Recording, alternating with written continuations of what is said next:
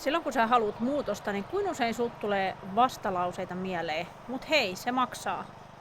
Mut hei, en mä halua tota enkä tota muuttaa. Mä haluan jatkaa nykyisellään.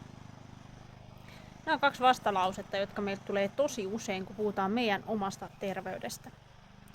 Miksi? Muutos tarkoittaa usein sitä, että se tarkoittaa, kun puhutaan ruuasta, niin laumakäyttäytymisessä olevaa muutosta, eli sosiaalista painetta.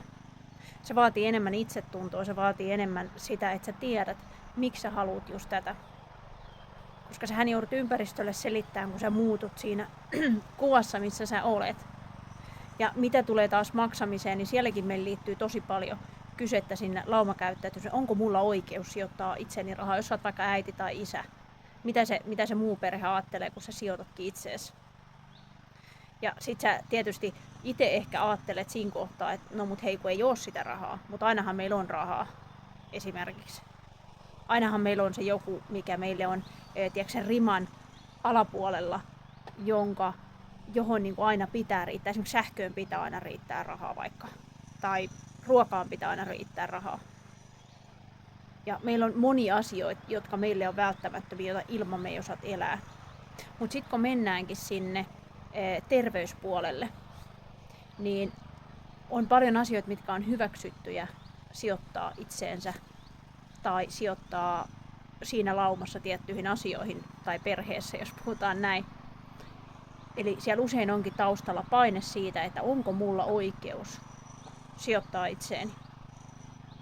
Tässä ajassa me joudutaan tosi radikaalien muutosten eteen, koska meillä on tosi suppea se, mitä meillä on tarjolla, joka tarkoittaa paljon yliherkkyyksiä, allergioita, jne, koska meillä on tosi ravinneköyhää ruokaa tarjolla, tosi paljon, ravinnerikas tosi vähän. Eli se tarkoittaa radikaalia muutosta meidän siellä arjen elämässä, kun me halutaan saada ravinnerikkaampaa ruokaa. Sen takia se tuo paljon sellaista, että siellä joutuu kysymään itseltään ensin, että onko mä valmis tähän. Sitten kun sä oot valmis siihen tekee muutosta. Sä annat muiden kyseenalaistaa, se ei enää haittaa sua. Sitten kun sä oot valmis sijoittamaan siihen rahaa, eli sä annat muiden, sä ikään kuin poistat sen arvomaailman sieltä ulkoa käsin ja se lähtee sinusta käsin, että mikä sulla on arvo sille asialle, vaikka terveydelle, hyvinvoinnille. Niin sieltä lähtee se muutos käyntiin. Silloin sä voit lähteä hakemaan oikeasti niitä ratkaisuja. Kun puhutaan kroonisista haasteista, oirejuttuihin sä voit tehdä mitä sä huvittaa, eikä kukaan todennäköisesti edes huomaa mitä sä menit tekemään. Mutta kun puhutaan kroonisten haasteiden purkamisesta, muuttamisesta, elintapamallin muuttamisesta, siinä muuttuu elämisen tapa. Ja se on haastavaa, mutta se on myöskin älyttömän antoisa.